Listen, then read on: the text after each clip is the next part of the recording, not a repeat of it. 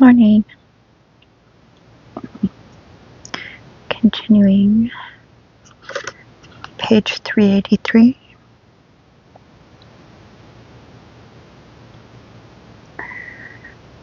Vol.2. The camp interrogation prison. What kind of prison will it be, and how can it possibly advance your confession if it isn't worse than your own camp? All of these prisons are invariably cold. If they aren't cold enough, then they keep you in the cells in just your underwear. The famous Vorkuta number 30, a term borrowed by the Czechs from the Czechists, who called it that because of its telephone number 30, aboard barracks beyond the Arctic Circle, was heated with coal and dust, and when it was 40 degrees below zero outside, one washed up full a day. And not because they lacked coal in Vorkuta, of course. Remember, 40 below zero. Fahrenheit or Celsius, doesn't matter. Bloody cold. I don't know how anybody survived that. And they tormented them with more than that. They didn't issue them matches, and for kindling there was one chip the size of a pencil. Incidentally, escapees who had been caught were kept in this number 30 stark naked.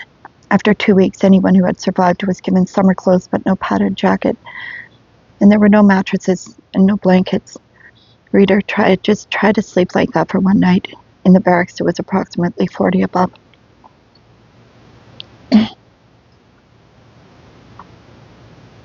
And that was how the prisoners were kept throughout the several months of interrogation. Even before that, of course, they had been worn down by many years of hunger and by slave labor, and now it's much easier to finish them off. What did they feed them? Excuse me. As the third section instructed, in some places 11¼ ounces a day, and in some places 10½ ounces, and in number 30, 7 ounces of bread, sticky as clay, a piece a little bigger than a matchbox, and once a day thin gruel. But you still wouldn't get warmed up right away even if you signed everything, if you admitted everything, if you surrendered, and if you agreed to spend another 10 years in this dearly beloved archipelago. Until your trial, they moved you from number 30 to the Vorkuta interrogation tent, no less famous. This was a plain, ordinary tent, yes, and full of holes to boot. It had no floor. The floor was the Arctic earth. Inside it was 7 by 12 yards, and in the center was an iron barrel instead of a stove. There were single-decker lattice bunks on one level, and those next to the stove were always occupied by the thieves.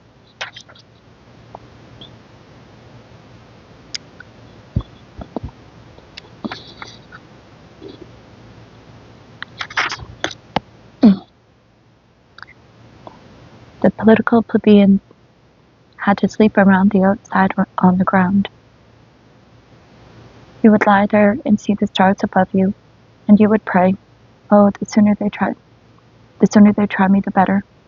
The sooner they sentence me, the better." You awaited that trial as a deliverance. People will say, no person can live like that beyond the Arctic Circle, unless he is fed chocolate and dressed in furs. But in our country, he can. Our Soviet man, our archipelago native, can. Arnold Rappaport spent many months like that. The provincial Assisi kept delaying its journey from Naryanmar.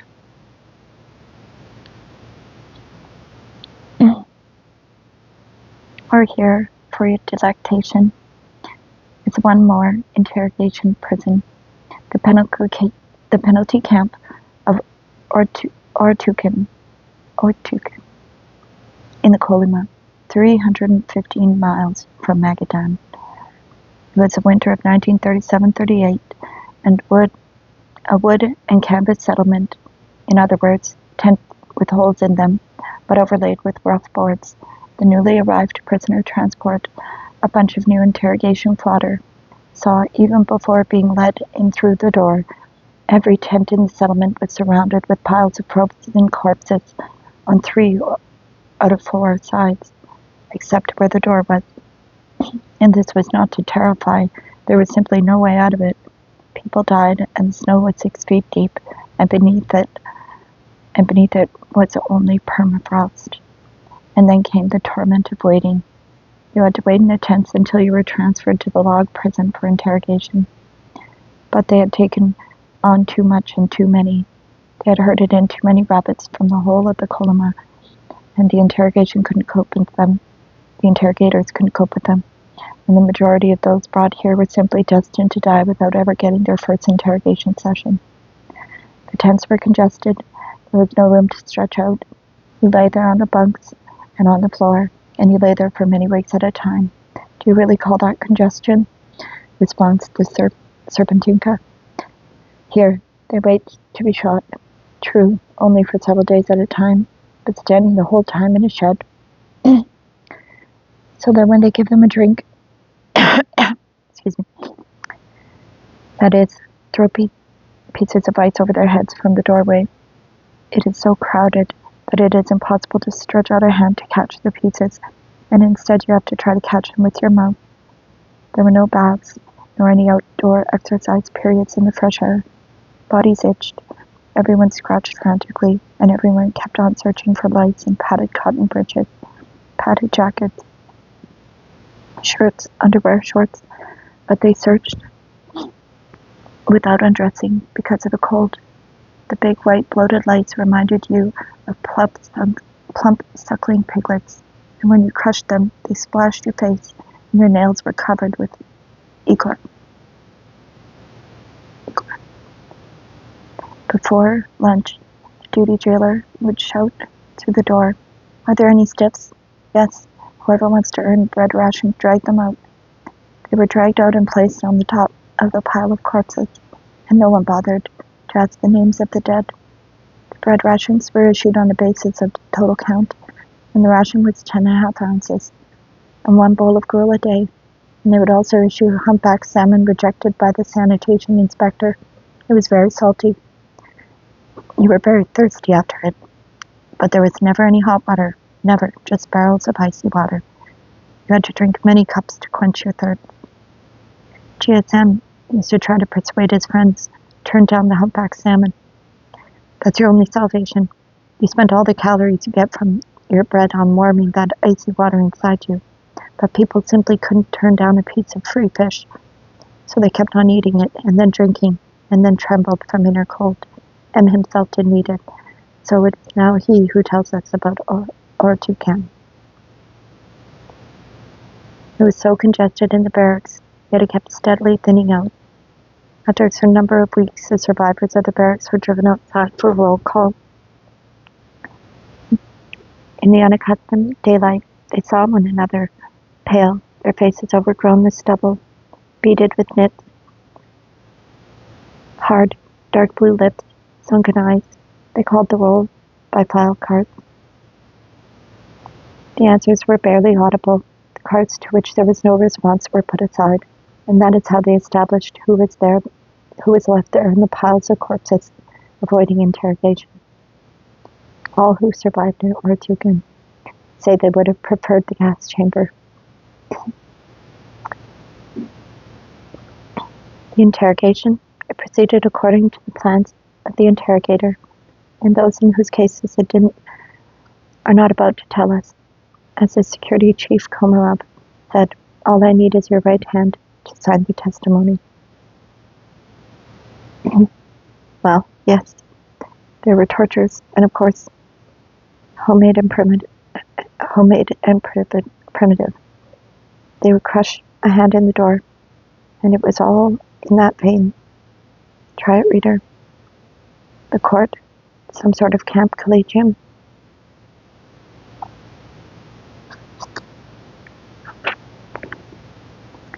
This was a permanent camp court subordinate to the provincial court. Like the people's court in the district, legality was triumphant, and there would be witnesses bought by the 3rd section for a bowl of gruel. In Burapolem, the brigadiers often testified against their brigade members. The interrogator, a Chuvash man named Kuratov, forced them to. "Otherwise, I will remove you from your position as brigadier and send you to Peshawar. And so a brigadier named Nikolai Ranjin from Gorky stepped forward to testify. Yes, Bernstein said that Singer sewing machines were good and at Podolsk sewing machines were bad. Well, that was enough at least for the assizes of the Gorky Provincial Court. Chairman Buchanan and two local Komsomol girls, Zhukova and Korkina, Zhukova and Korkina, 10 years. In Buropolem, there was also a smith, Anton Vasilievich Balaberdin, local from Tonshayevo, who used to be a witness at all camp trials. Should you run into him, please shake his honest hand. Well, and then finally,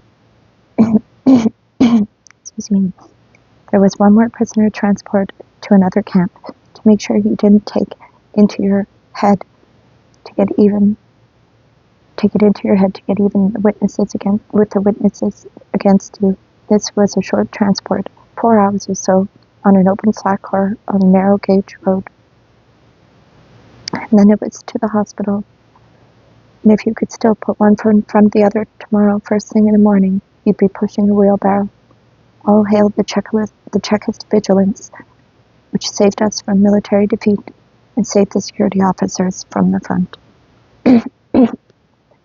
It's being loud. How does it appear?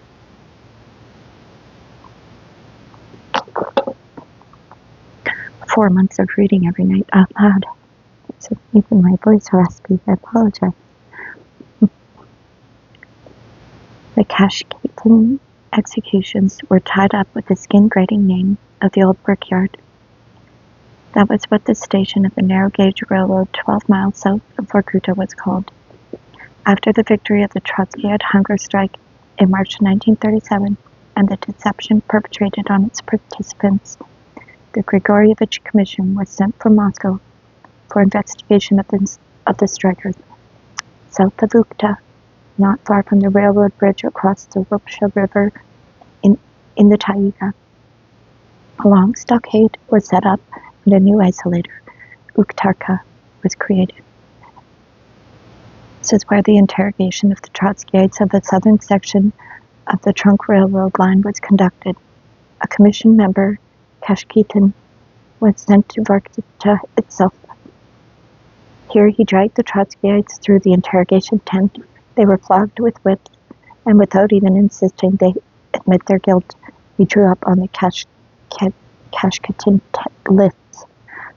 In the winter of 1937-38, they began assembling at the old brickyard the Trotskyites and also the Democratic Centralists from various concentration points, from tents at the mouth of the Syriaka, from Koshmez, from Sivaya, Maska, from Yukartka, some of them without any interrogation whatsoever. Several of the most prominent were taken to Moscow in connection with trials there. By April 1938, the rest of them at the old brickyard numbered 1,053 persons. In the tundra off to the side of the narrow gauge railroad stood a long old shed.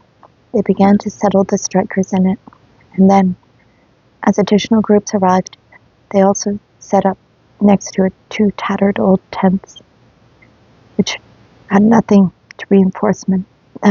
For 250 persons each, we can guess what the conditions were from what we know about Orotukin. In the middle of the 6 by 20 yard tent, like that good one, gasoline drum in place of a stove, for which 1 pail of coal per day was allotted. And in addition, the Zeks would throw their lice in it to add a little to the heat. A thick layer of hoarfrost covered the inside of the canvas wall. There were not enough places on the bunks, and the Zeks took turns lying down and walking. They were given 10.5 ounces of bread a day and 1 bowl of gruel. Sometimes, though not every day, they were given a piece of codfish. There was no water, and they were given pieces of ice as part of their ration. It goes without saying, of course, that they were never able to wash themselves and there was no bath. Patches of scurvy appeared on their bodies. But what made this more oppressive than Artukan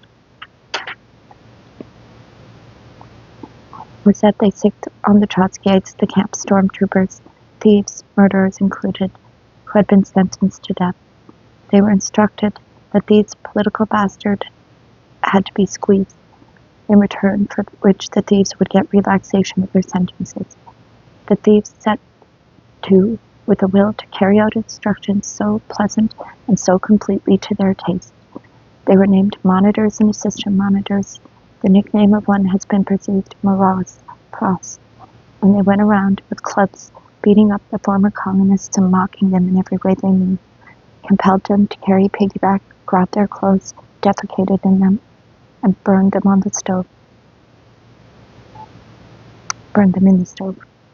In one tent, the politicals hurled themselves on the thieves and tried to kill them, but the thieves raised an outcry and the convoy opened fire from the outside to protect the socially friendly elements. It was, above all, this humiliation by the thieves that broke the unity and will of the recent strikers. At the old brickyard, in cold and tattered shelters, in the wretched unwarming stove, the revolutionary gusts of 2 decades of cruelty and change burned themselves out.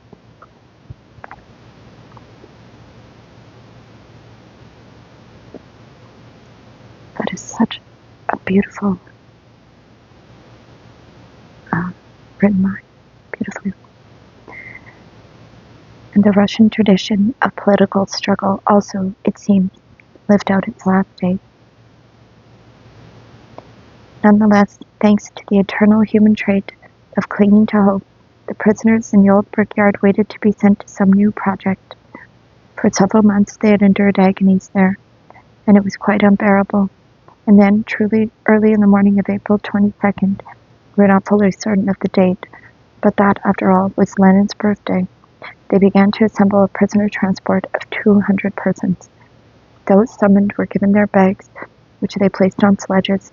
The convoy guards led the column east, into the tundra, where there was no dwelling nearby. The facade lay in the distance. The thieves rode in the back, on the sledges with the things. Those who remained behind noticed only one unusual thing. Occasionally bags would fall off the sledges, but no one bothered to pick them up. The column marched along in good spirits. They were expecting some kind of new life, some kind of new activity, which, even if fatiguing, would be no worse than all that waiting.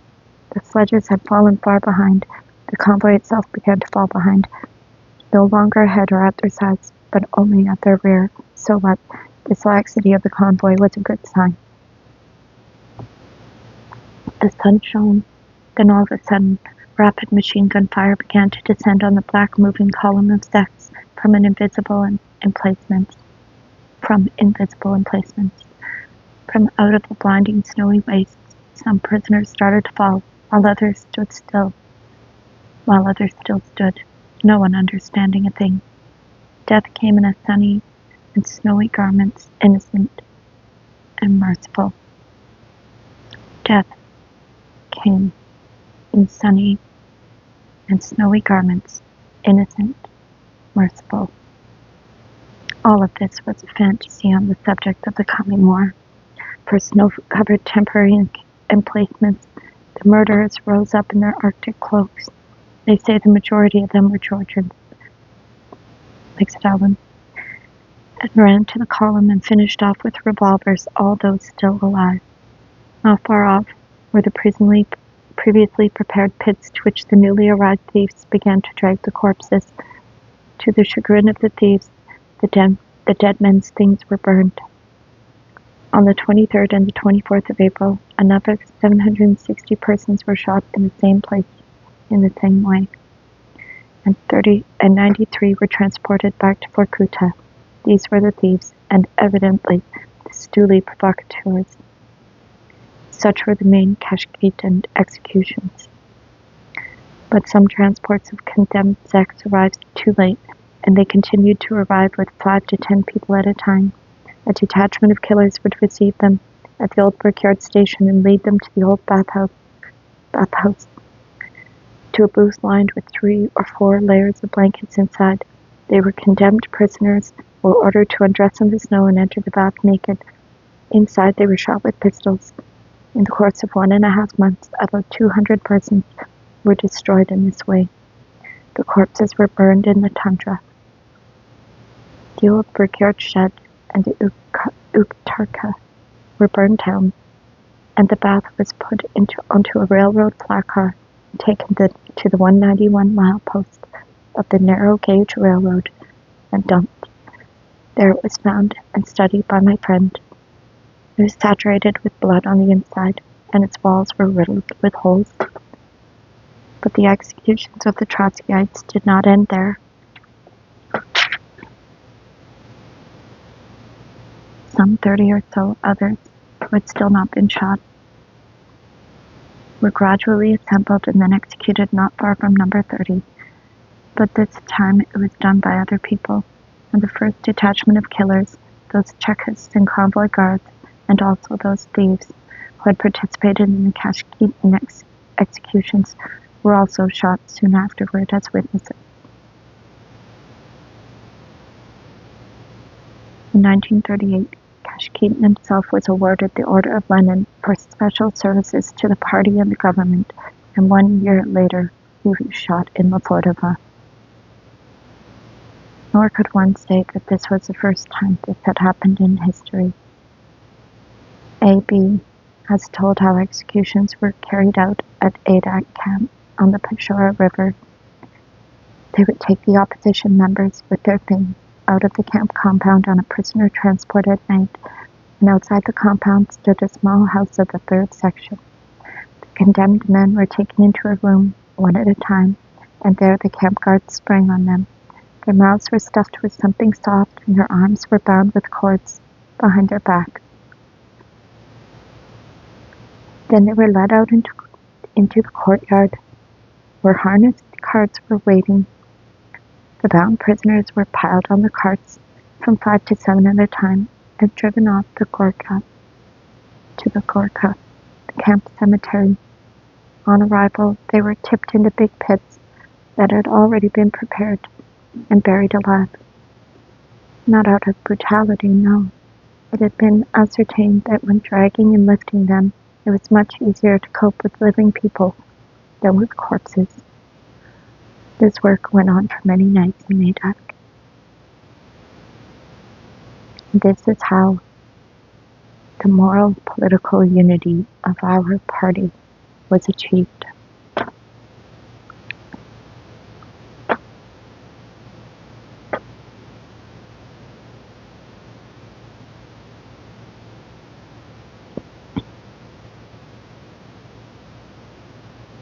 Thank you for listening.